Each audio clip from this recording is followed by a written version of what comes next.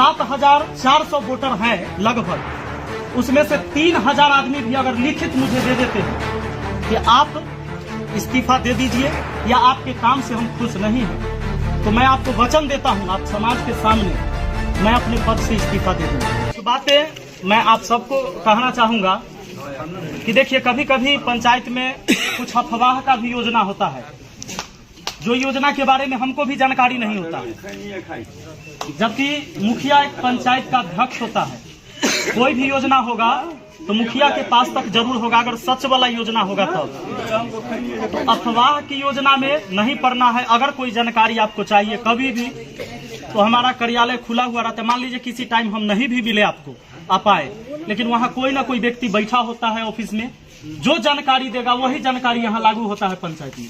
तो अफवाह से हमेशा बचना है। आज आप लोगों के आशीर्वाद से, आप लोगों के वोट से हम मुखिया बने हैं। मेरे दादा हल जोतते थे, पिताजी वो लायक नहीं थे, बेरोजगार आदमी थे। ये सच्चाई बात है, हम कहीं दूर के नहीं हैं, आपके गांव के हैं।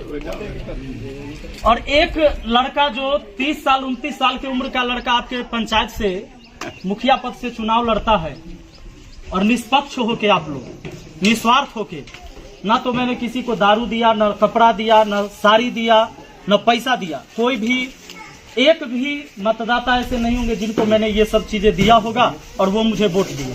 इसका मतलब है कि सीधा निस्वार्थ आपने मुझे वोट किया है।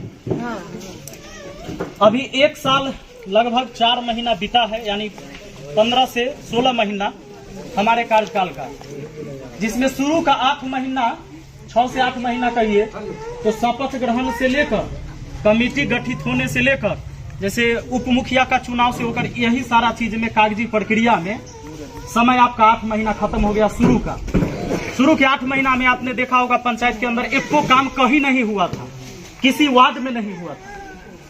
बाकी जो बचा 8 महीना, 16 महीना में से 8 तो ऐसी गया था, 8 महीना बचा, उसमें हमने अपने तरफ से कुछ प्रयास किया काम करने का। जैसे कि एक बांध हमने वो बनवाया जिसके वजह से मोहम्मदपुर में हमेशा बाढ़ आता था। जब भी नदी उफान मारता था तो पूरा मोहम्मदपुर दहता था, वह पानी पोहियारी तक पहुंचता था। नहर का गेट का स्थिति बहुत जर्जर था, जिसके वजह से इस चौर में होने वाला फसल हर साल बर्बाद होता था। मैं उम्मीद करता हूं कि इस बार धान भी अच्छा हुआ, हालांकि नदी में उतना ज्यादा पानी भी नहीं आया था। अगर पानी आ भी जाएगा तो आपका गेट मजबूत है, आप लोग देख सकते हैं, वहां से पानी अब चौर में प्रवेश नहीं करेगा। और धान का फसल अच्छा होगा तो समय से अगर पानी निकल जाए तो ये निश्चित है कि गेहूं का भी फसल चौर में हो जाता है।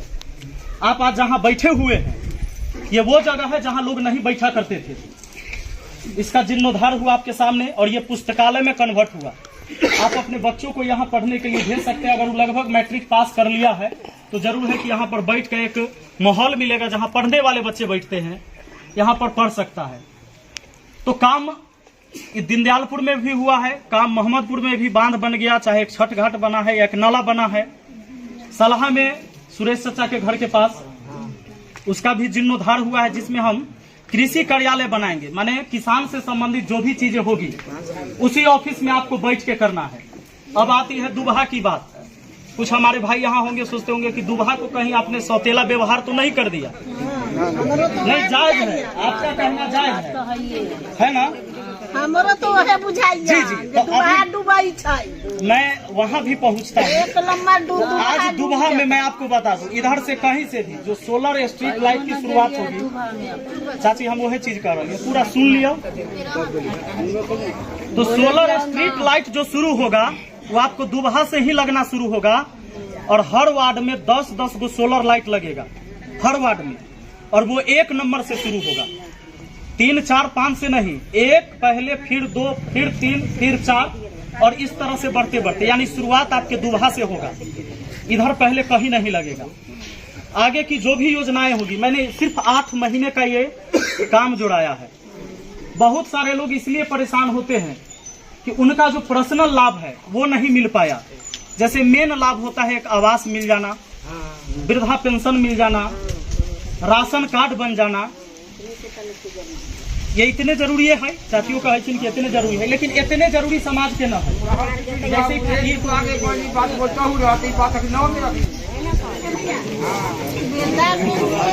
जो फिल्मों कराइत रहा मुखिया जी से हो बंद के ना मिले छै सब ना मिले है पैसा वृद्धा पेंशन ना आवे है ना मिले छै मतलब सही से पैसा न मिलता है, रुक के मिलता है। कोई महीना में देने का कोई महीना में पहले मिला विधवा पेंशन मौसमाती कब से रुक गया है? हमरा आर के मौसमाती मिलत रहे। उम्र कितना हो गया? आधार कार्ड लेके आइएगा। किसी भी व्यक्ति का अगर उम्र पूर गया है 60 साल तो ऐसा कोई भी व्यक्ति वंचित नहीं रहेंगे जिनको वृद्धा पेंशन नहीं मिलेगा। मुखिया का दिन नहीं है किसी का वृद्धा पेंशन रोक देने का या काट देने का। अगर आप ले लें रोजगार ये जो है ना क्या नाम है विकास मित्र को 40 साल के आदमी के वृद्धा पेंशन 55 वर्ष के आदमी के वृद्धा पेंशन न मिले। एक मिनट सुनिए ना, मेरी बात सुन लीजिए। एक बात कर ले 40 में मिले बहुत मिले। बउआ एक बात बताओ, तो 40 साल में मिले जायज की न जायज? न जायज ना कैसे मौसमात हो जाए छै नदान में तो ओकरा न मिलते जो अपने बोललिए वो बात ना हम बोल रहे अपने बात के तरीका से। अच्छा एक मिनट आप ही लोग बोलिएगा कि हम बोल लें, जैसे हम पहले बोल लेते हैं और फिर बीच में हमेशा आप लोग कचरा मत कीजिए। जैसे मेरा कहना है कि हम बोल लेते हैं और इसके बाद जो भी सवाल होगा वो आप लोग करिएगा। तो यहाँ सब लोग बैठे हुए उसी सवाल के समाधान के लिए कोई दिक्कत। हम जब तक आपके सवाल नहीं सुनेंगे हम नहीं भागेंगे यहाँ से। इसके लिए आप भरोसा रखिए, हम सुन के जाएंगे। तो हम ये कह रहे थे कि जो 8 महीने का मेरा जो कार्यकाल रहा, देखिए किसी भी व्यक्ति का उम्र अगर 60 साल हो गया है और वृद्धा पेंशन नहीं मिल रहा है तो आपको मिलना चाहिए। अगर नहीं मिल रहा है तो ये गलत बात है। कोई आदमी गरीब आदमी है, झुग्गी झोपड़ी में रह रहा है और उसको राशन कार्ड में नाम नहीं है और राशन नहीं मिल पा रहा है तो ये गलत बात है। इसके लिए हम भी जिम्मेवार हैं। तो अगर ऐसे कोई भी व्यक्ति है जिनका गरीब आदमी और राशन कार्ड से नाम कटा हुआ है, अब देख लीजिए जिसका छत का मकान है ऊपर कट गया है तो ओकरा लेल बाबू रे बड़ा मुश्किल काम है, क्योंकि नाजायज तरीके से काम करना मेरे लिए बड़ा कठिन काम होता है। लेकिन जायज में किसी का काम रुके तो इसके लिए हमारी गलती होगी कि भाई जायज हैं आप और आपका काम नहीं हुआ। अगर हमारा एक भाई यहाँ कह रहा है कि 40 साल वाला के वृद्धा पेंशन मिल गया, अगर मिल गया है तो उसमें मेरा कोई गलती नहीं, गलती नहीं।